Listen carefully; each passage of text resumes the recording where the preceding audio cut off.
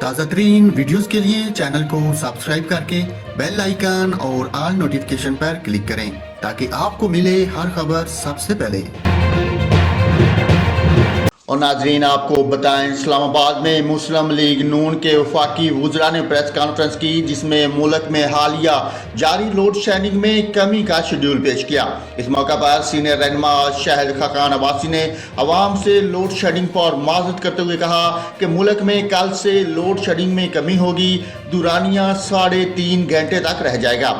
انہوں نے بتایا کہ 16 جون سے لوڈ شیڈنگ کا دورانیہ 3 گھنٹے سے بھی کم رہ جائے گا۔ اسی طرح جون کے اختتام تک لوڈ شیڈنگ کا دورانیہ 2 گھنٹے تک آ جائے گا۔ انہوں نے امید ظاہر کی کہ جولائی میں لوڈ شیڈنگ کا دورانیہ مزید کم ہو جائے گا۔ انہوں نے کہا کہ ہم نے ڈر اور خوف کے بغیر ملک کے مسائل کو حل کرنا ہے۔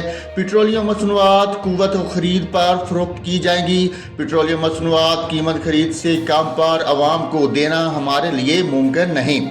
انہوں نے کہا کہ پیٹرولیم مصنوعات کی قیمتوں پر حکومت 1 پیسہ بھی ٹیکس نہیں لگا رہی۔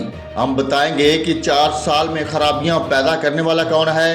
پی ٹی آئی حکومت نے IMF معاہدے کو توڑا جو ملک پر خود کش حملہ تھا۔